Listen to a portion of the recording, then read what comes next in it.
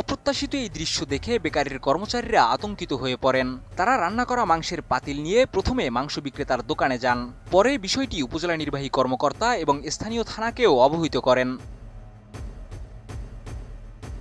ঘটনার ভিডিও সামাজিক যোগাযোগ মাধ্যমে ছড়িয়ে পড়তেই এলাকায় ব্যাপক আলোড়ন সৃষ্টি হয়। বিরল এই ঘটনা নিজ চোখে দেখতে বেকারিতে ভিড় করেন স্থানীয় বাসিন্দারা।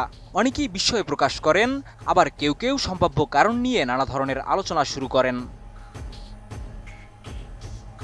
বেকারির কর্মচারী লিটন হোসেন জানান, রং পরিবর্তনের পর তারা ওই মাংস আর কেউ খাননি। প্রশাসনকে বিষয়টি জানানোর পর নিরাপত্তার স্বার্থে রান্না করা মাংসের কিছু অংশ রেখে বাকিটুকু ফেলে দেওয়া হয়।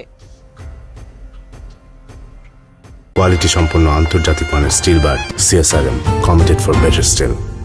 এই ঘটনার পর রান্না করা মাংসের নমুনা সংগ্রহ করেন পাইকগাছা উপজেলা মেডিকেল টেকনোলজিস্ট উদয় কুমার মণ্ডল।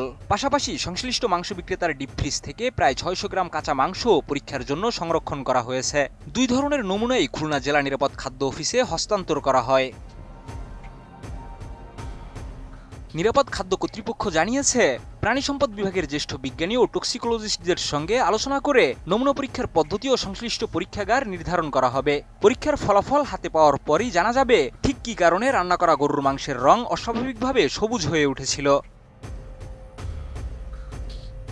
এদিকে ঘটনাটিকে অত্যন্ত ব্যতিক্রমী বলে উল্লেখ করেছেন বাংলাদেশ নিরাপদ খাদ্য কর্তৃপক্ষের খুলনা জেলার কর্মকর্তা মোখলেসুর রহমান। তিনি জানান, সাধারণভাবে মাংস পচে গেলে এমন নীলচে সবুজ রঙের পরিবর্তন দেখা যায় না। প্রাথমিক ধারণা অনুযায়ী মাংসের প্রোটিনের সঙ্গে কোনো রাসায়নিক পদার্থের বিক্রিয়ার ফলেও এমনটি ঘটতে পারে। সেই রাসায়নিক উপাদান রান্নায় ব্যবহৃত মশলা, রান্নার পাতিলের ধাতু অথবা অন্য কোনো বাহ্যিক উৎস থেকেও আসতে পারে। তিনি আরও বলেন, শুধু মাংসের টুকরোগুলোর রং পরিবর্তন হয়েছে, কিন্তু ঝোলের রঙে কোনো